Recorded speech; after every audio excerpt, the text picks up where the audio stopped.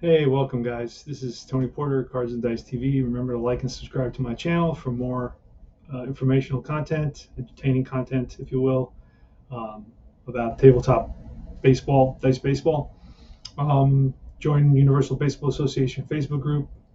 Definitely a great group to join. A lot of interesting conversations. Today I'm going to do a video on the influence of pitching depending on situational influence of pitching in APBA baseball, in basic APBA baseball. And it's going to have three parts. First, I'm going to talk a little bit about the nature of APBA. Second, I'm going to look at a Yastrzemski card for 1968. He won the batting title with a 301 average. We're going to use that card kind of as a reference as we go through the tables, the 8 different tables on base situations. And then finally, of course, we're going to be looking at those 8 boards, if you will. Now, in the book Fanatics by Guzzo, there's a part where Hal Richmond is developing Stratomatic. He says that without Appa, there would be no Stratomatic. He didn't want to replicate Appa. He wanted to be different, so he really put a lot of thinking into it. But Appa was developed in the early 20s with National Pastime, and then it was picked up by Dick Seitz, who I believe was more of a businessman than he was a gamer. At one time, he was the mob boss, if you will, of tabletop gaming with all types of games, golf and sow racing and baseball and basketball and football and on and on and on and on. His empire kept on growing until, of course, Appa came into the fold and started competing. So um, I want to talk a little bit about Appa was not really a game that changed fundamentally. There were some tweaks here and there. I'd say in 50, 70 years that the game has been around, it hasn't changed very much at all. And I think that is one of the attractions. It's based on a very straightforward system. There's not a lot of bells and whistles with Appa Basic, right? The advanced version in the 70s is another can of worms. We're not going to go there today, but the boards that we're going to look at today are version 13. There were a couple of changes in version 13 in terms of the actual playing, and then of course some informational stuff. But in terms of playing, 16 and 17 and fielding 3 column became singles with errors versus just errors. So they added that dimension to the game. 14 with the asterisk was introduced, and that's when the player can walk and then steal a base. Um, and those are the 2 major changes that I'm going to talk about. And this board, the reason it's version 13 from 77 to 84 is because it has the 42. Also, it has the asterisk, um, the base on balls with the asterisk there as well. And I know this is an 80s board. So anyway, let's look at Carl Yastrzemski's card, and because we're going to use it as a reference, we're going to analyze where the hit numbers are, and let's do that right now. Okay, here you have Carl Yastrzemski's 1968 R. Okay, this was copyright 1994. It was a re-release. RR would be a second re-release. And let's look at where he has the hits. First of all, ignore the 66, 33, and 11 because those never change. That's probably one, issue that I have, one minor issue that I have with I wish the basic game would have figured out a way to differentiate pitchers that gave up 7 home runs from pitchers that gave up 39 home runs like Hunter does, and I think 1973 Catfish Hunter. So that would have been nice, but again, Dick Seitz wasn't about all those changes. He was about giving kind of a consistent game and really marketing it. So let's look at where the hits are. Let's start with 22. It's a 7 there. That's the only 7 he has on his card, so he'll have 1 7. So when we look at the board, we'll see how. And I was talking to you about Fanatics, and the point I was trying to get to when I was talking to you about that is that in Fanatics, it talks about, of course, Fanatics is the book on Stratomatic and the development of Stratomatic. It talks about how in Appa, a player can lose 40 points on his batting average depending on the board that he's hitting on. So that didn't seem right to Hal. So he has a 7 to 22. Then he has two 10s, 1 to 25 and 1 to 15. Those represent a stolen base with a runner on base and some other times. So he's got two 10s. He's going to have 1, 2, 2 9s, but he's going to have 3 8s.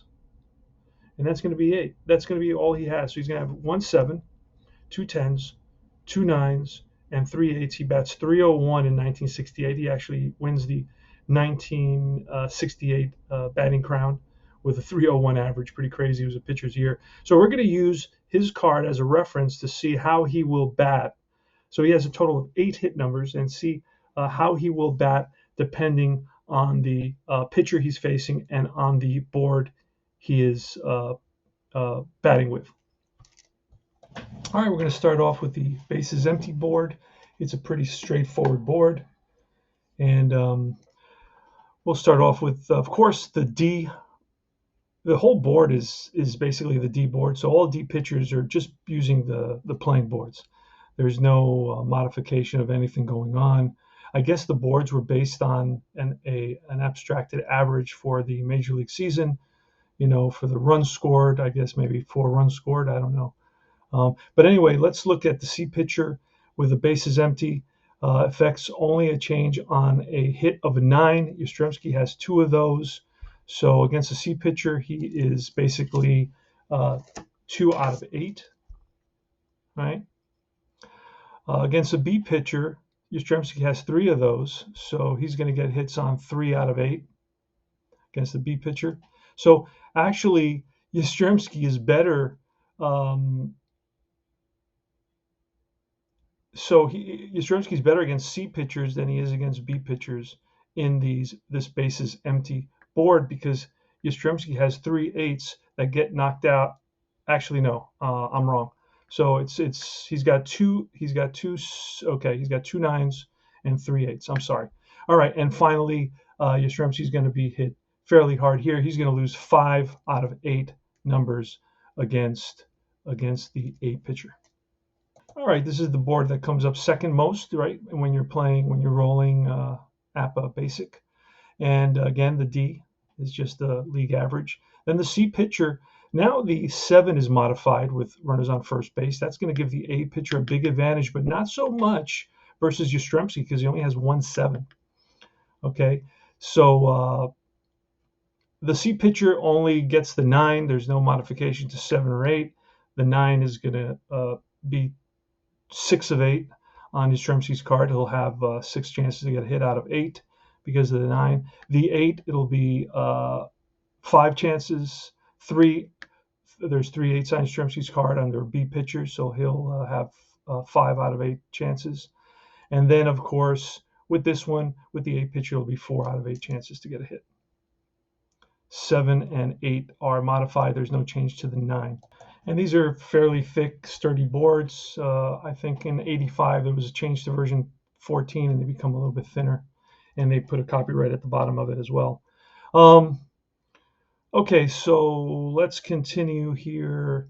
Again, the D is, of course, the league average. The C pitcher with runners on second base, which doesn't happen all that often. It does happen, especially when a ball player hits a double, a bases empty double, or he walks or singles and steals second base.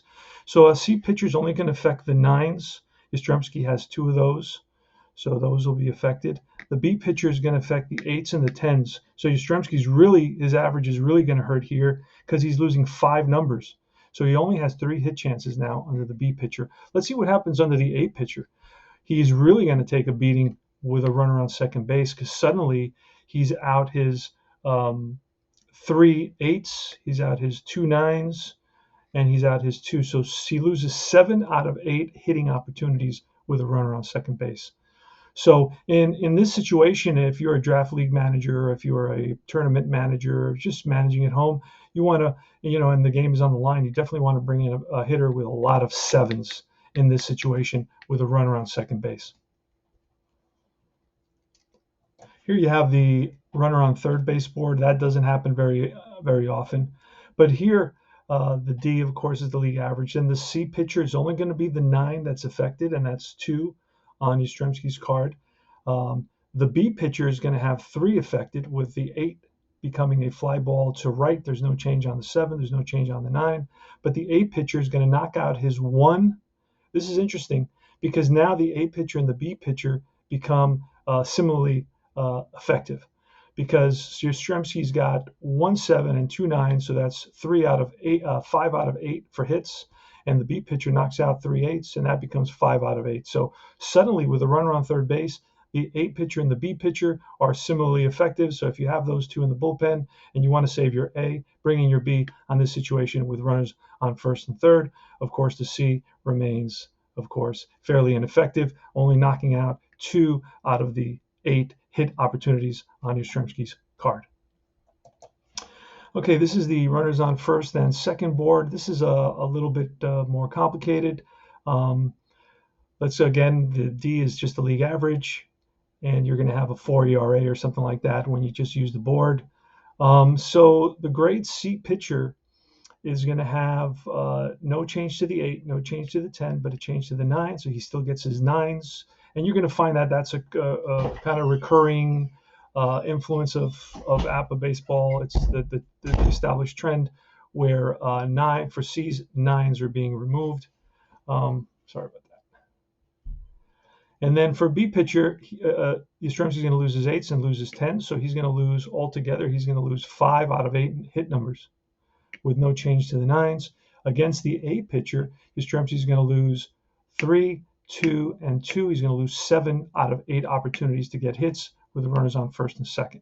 So if he batted .301 with his 8 hit numbers, not including, of course, his extra base hits, we're not including those, but suddenly he loses almost all of them against an A pitcher with runners on first and second, which is pretty interesting.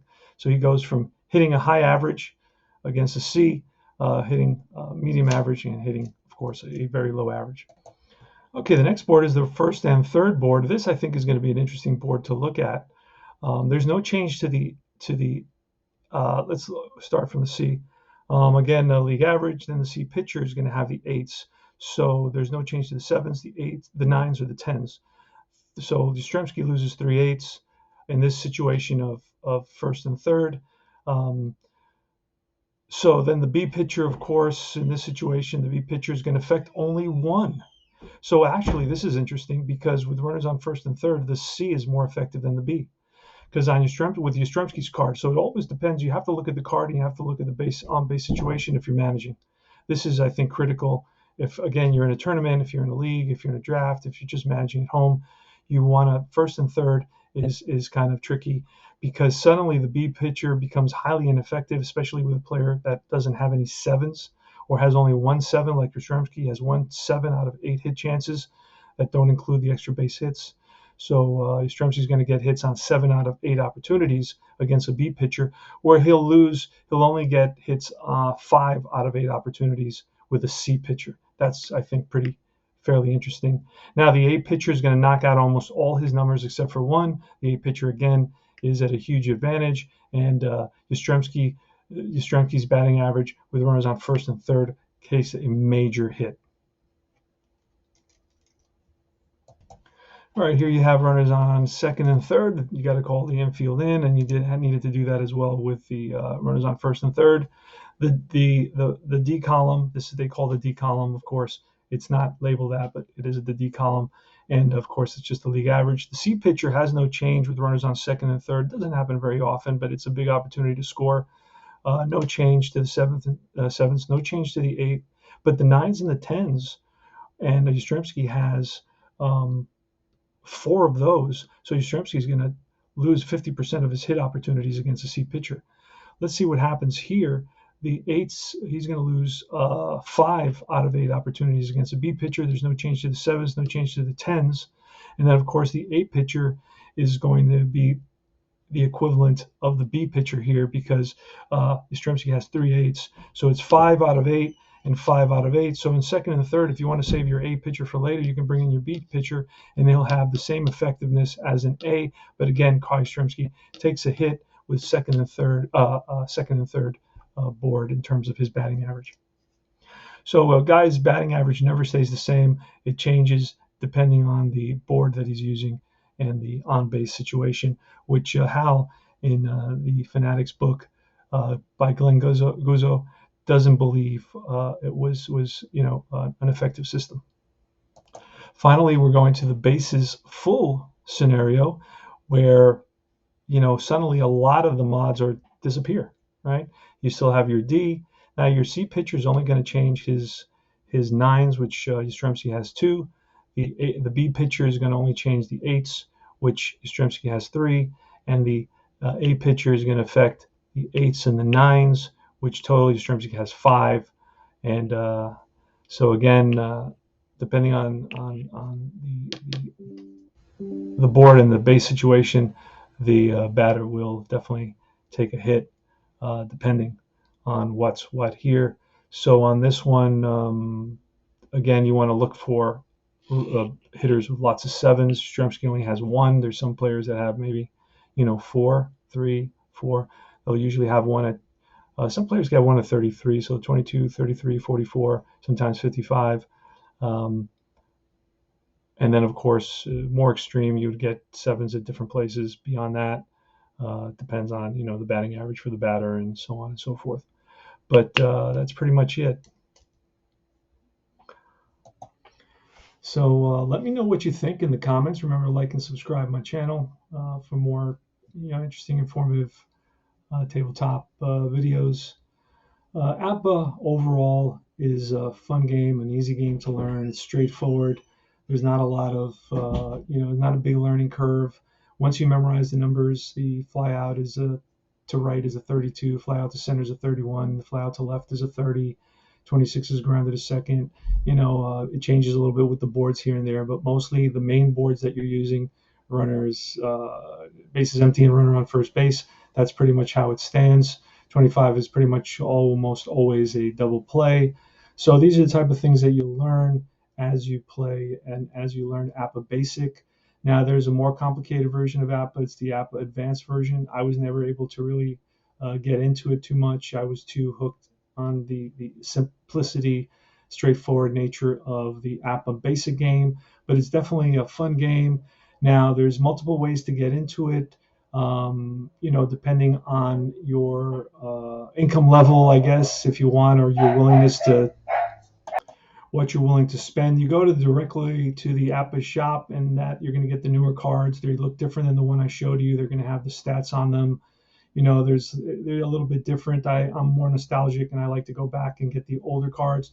Now, if you hang out at the different Facebook groups and the different Delphi groups, you'll find sets. 70s, 80s sets for maybe $25, $30.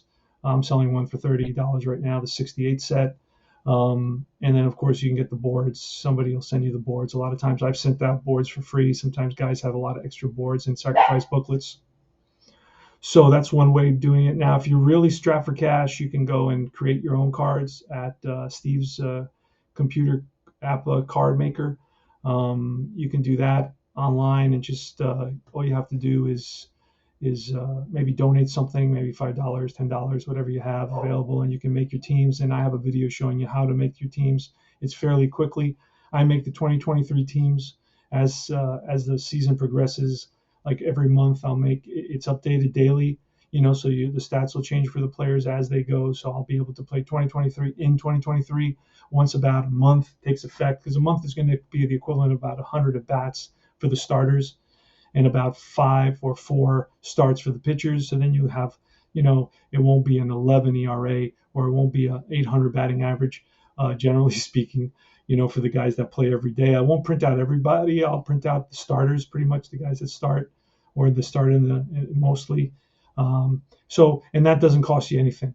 So all you have to do is, again, get the boards. There's actually a different type of board.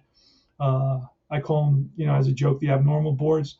But they're, I think, free on one of the either the Appa Facebook group games. There's 2 Appa games, and there's another Appa group. you got to check in the file section. You can get free boards there, and that includes the sacrifice booklet right on the board. They simplify the sacrifice booklet. That's another video I got to do, the sacrifice booklet, which is fairly humorous. It's large, like almost like a a crazy analogy would be the phone book, from the 70s, the big thick phone book, just for I don't know what they were thinking really, why the it's basically all separate boards for the bunt. Why they needed to do that, I don't know why they couldn't do it on one page, goes beyond me. But anyway, this is Tony Porter, Cards and Dice TV. Thanks for watching. I'll see you guys soon.